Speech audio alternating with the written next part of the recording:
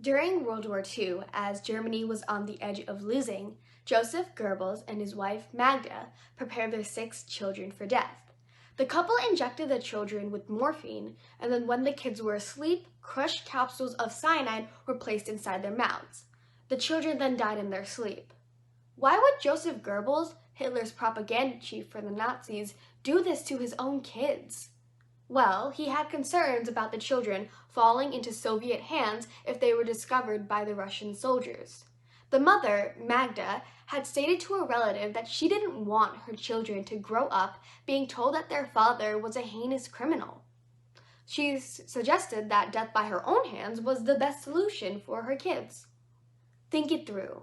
You murder your own children because it's better than them living with the knowledge that their father was responsible for killing many people? Well, we think this to be a terrible tragedy that parents would kill 6 of their young children, whom they loved. Many of us would think it's perfectly okay to have killed them if they were in Magda's womb. Why is that? Why do we think it is wrong for parents to kill their children as long as they are outside the womb? Many pro-choicers in abortion argue that the fetus is not a life.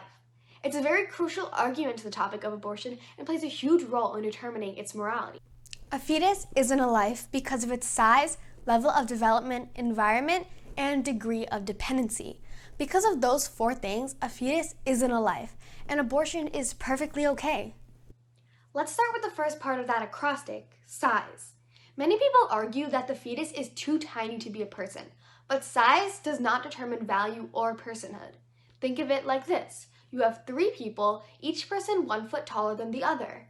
Does the shortest then have less value than the other 2? No, of course not. Just like that, a fetus is not less valuable than, let's say, a newborn baby because it's smaller than it. Then there is the level of development. People say that a fetus is just a clump of cells. This is not only so. If it was, then technically we are all just a clump of cells. But the distinction is unfair to the fetus. We compare it to a newborn baby. It can feel, but not like a baby can. It doesn't have the body a baby has.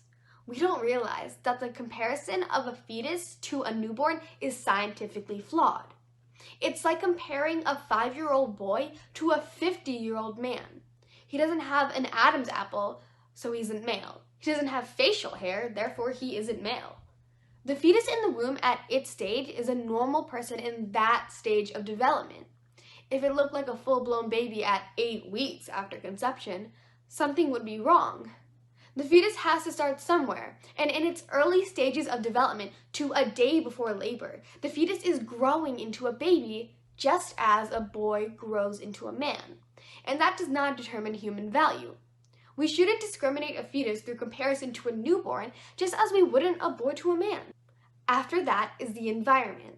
People claim that because the baby is in the womb, it's not a life and/or it's not a person. Not true.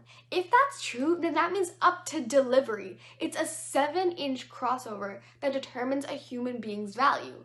Nothing is different other than the environment. The baby went from the vagina to the doctor's arms. Location does not determine the value of a person. A clump of cells doesn't suddenly, magically, turn into a person in a matter of minutes. The only difference between a 36-week-old fetus and a newborn is its location. And location and environment don't disprove one's right to life. Lastly, there is a degree of dependency. A fetus is fully dependent on the mother to provide nourishment and health throughout the entire pregnancy. People say it's sucking the life out of the mother. This is so not true, because the uterus is designed to nourish the baby. That organ's purpose is meant for the child more than it is for the mother, if you think about it. And it's a completely natural thing.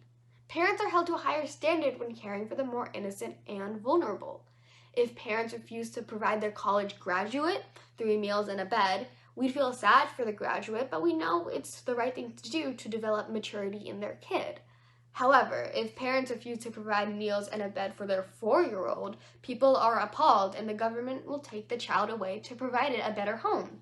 So what's the difference between the college graduate and the 4-year-old? The difference is that the child is more dependent on health and nourishment from the parents because they can't get it for themselves. Therefore, parents are held to a higher standard to help their child. A fetus is the most innocent and vulnerable of all of us. Therefore, the fetus is of no less value because it's dependent on the nourishment of the mother. The baby still depends on the mother's nourishment after it's born, just externally and then socially. As explained, size, level of development, environment, and degree of dependency do not disprove a fetus's personhood or value.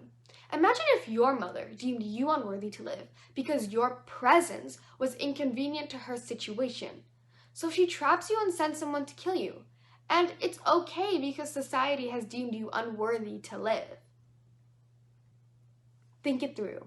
We are disgusted that parents of the Nazi Party killed their own children for fear they would grow up taught that their parents were evil.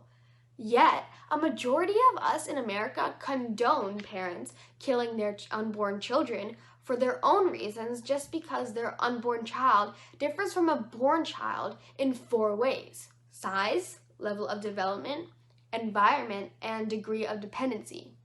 But it's been established that those 4 factors don't disprove a fetus's right to life. How can we prosecute Joseph and Magda for killing their children and at the same time support women to kill their children just because they're in the womb? Thanks for watching, guys. My second part will expand more on other pro-choice claims like viability, the clump of cells argument, and more pro-choice arguments when arguing that a fetus is not a life. If you have any questions or you want to challenge my thoughts, go ahead and leave a comment below.